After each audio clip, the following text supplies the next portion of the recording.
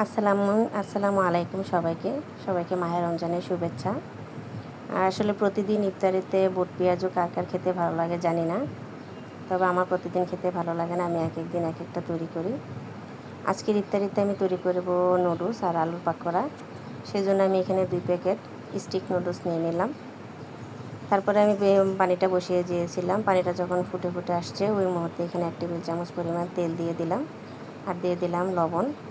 তেলটা দিলে আসলে নুডলসটা খুব ঝরঝরা থাকে।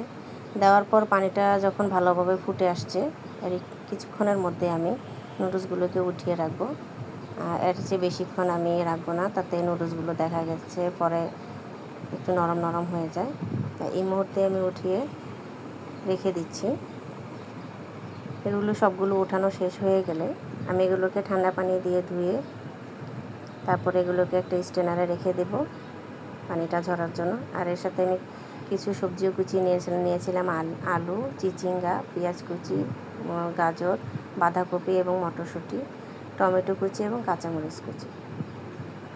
তারপরে আমি চলে গেলাম সোজা রান্নায় প্রথমে আমি তেল দিয়ে দিলাম। নুডলস যেহেতু তাই তেলের পরিমাণটা একটু বেশি লাগবে। আমি প্রথমেই 2টো ডিম ভেঙে দিয়ে দিলাম, কারণ ডিমটা পরে সবজির সাথে দিলে গায়ে গায়ে লেগে যায়। তাই আমি প্রথমে ডিমটা আগে ভেজে নিই। ডিমটা দিয়ে দেওয়ার পর এগুলোকে আমি ভালো তেলে ভেজে একবারে ঝরঝরা করে নিলাম, ছোট ছোট করে ভেঙে নিলাম।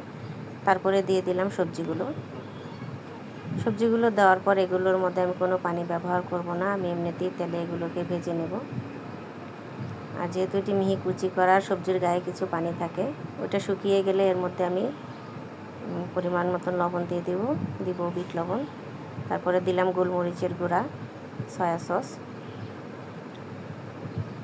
আসলে এখানে সবজি আপনারা যার যার পছন্দ মতনও দিতে পারেন, যার ঘরে যে সবজি থাকে।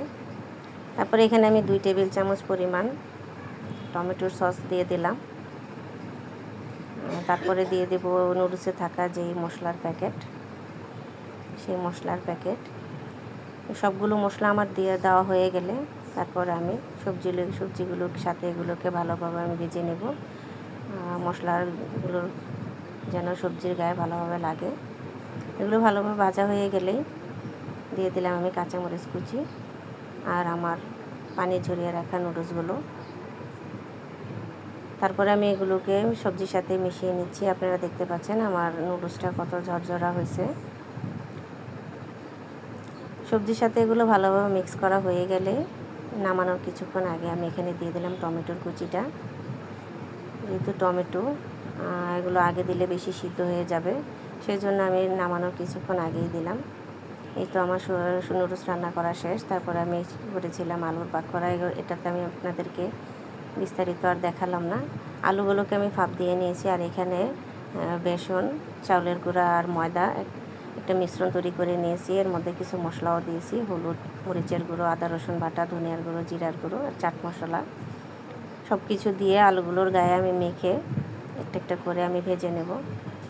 আজকে ইফতারিতে আমাদের এগুলো থাকছে, সাথে আরও ফ্রুটস থাকছে আর শরবত থাকছে। মাঝে মাঝে এগুলো খেয়ে নেবেন। আর দেখতে দেখতে কিন্তু রমজান চলেই গেল। আল্লাহ আমাদের সবার এই রমজানের উছিলায় আমাদের সব গুনাহ মাফ করে দিক। আর আমার ভিডিওটি দেখার জন্য ধন্যবাদ সবাইকে।